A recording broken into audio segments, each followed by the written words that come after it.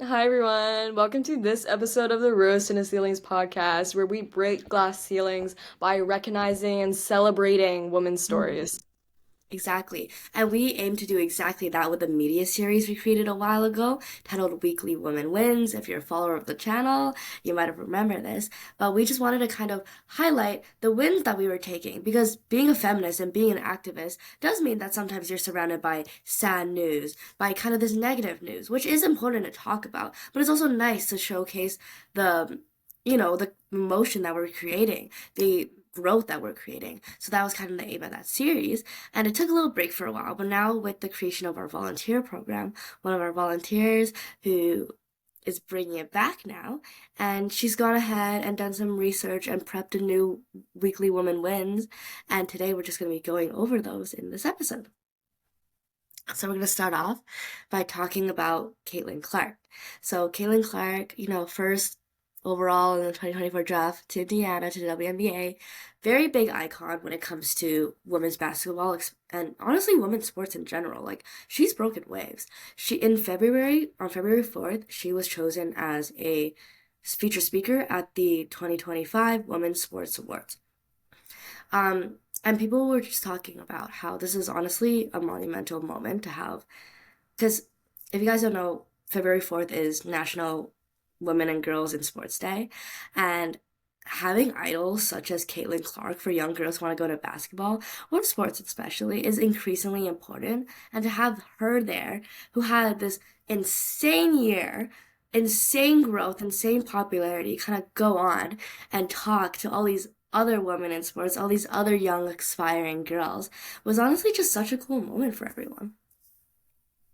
That is incredible. I'm so happy that we have such great representation for Mhm. young girls in basketball. Yeah, and it's only getting better.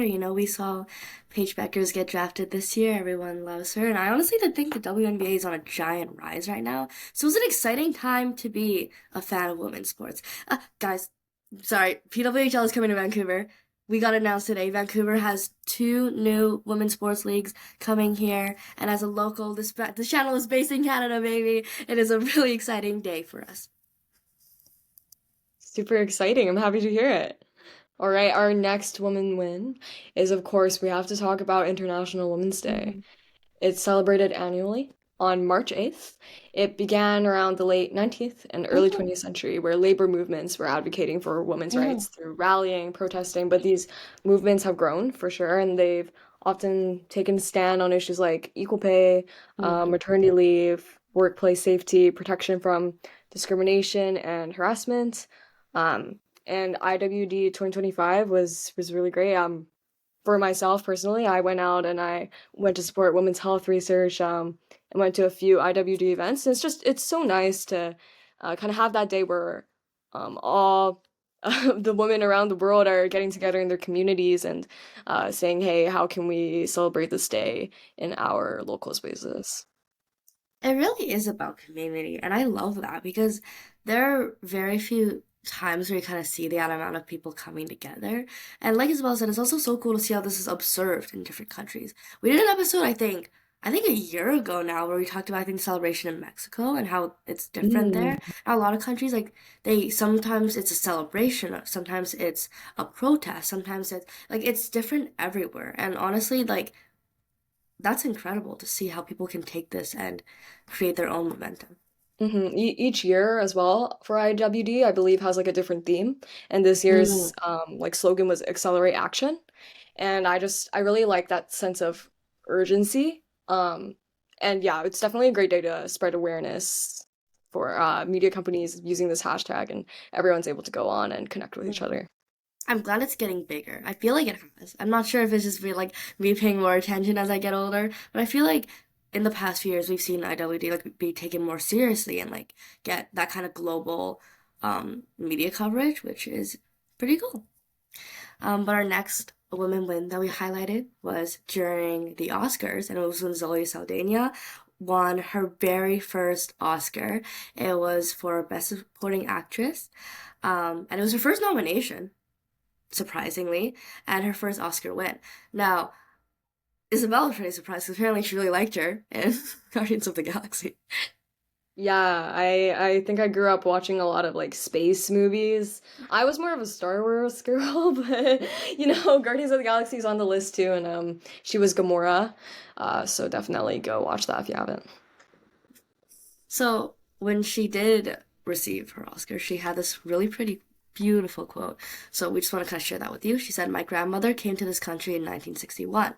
I'm a proud child of immigrant parents with dreams, dignity, and hardworking hands. I'm the first American of Dominican origin to accept an Academy Award, and I know I will not be the last. The fact that I am here getting an award for my role where I got to sing and speak in Spanish, my grandmother, if she were here, she would be so delighted." This is for my grandmother. I think that's such an important thing to say. Just the fact that she is the first, again, like American of Dominican origin, to win an award, um, is incredible. Like again, like we're bringing back to like the whole like accelerating action kind of statement you just brought up. Like highlighting these actresses of color is accelerating action, right? Again, like she was in Guardians of the Galaxy. She wasn't nominated for that. She wasn't nominated for a lot of. She's done a lot of stuff. She wasn't nominated for any of those roles. But seeing her finally get highlighted and her taking that chance to kind of honor her background and honor her family was just so sweet. Oh, definitely. Really, really love that quote. So beautiful. Our very last woman win is talking about the Beijing Declaration. So, this is aligning with United Nations Commission to Status of Women 69. And Beijing 30 it's basically a declaration platform of action for gender equality, women's empowerment. Um, the Commission on the Status of Women, it was established in 1946, is one of the most important global platforms that the UN has developed for promoting gender equality, the empowerment of women. I actually spoke at one of their side events. So I just really love how it brings people together to talk about policies that can help women. And one of the things that they're famous for is the CEDAW in 1979, which is the Convention on the Elimination of all forms of discrimination against women. So it talks about like digital harms, domestic violence, and it just tries to cover all these bases through a global lens and kind of create a blueprint for countries to follow in order to further women's rights. That's so interesting, and I'm that you brought that up, like how it tries to combat like different types of violence and like action against women. Because I feel like a lot of um, policy and action taken we've seen can be very general, like, right? Where it's like supporting women, uplifting women, but the fact that even specified going into like digital violence, right? That's something that a lot of like policies won't even consider. A lot of those things aren't protected. A lot of those times women aren't protected in digital spaces. So it's really cool to see that like actual specific thought has been put into it. Yeah, it's committed by 189 countries. It's a very comprehensive agenda. So I definitely, if anyone's interested in looking at women's rights or looking at the legal side of things as well, it's definitely a really interesting document to look at. Yeah. For sure.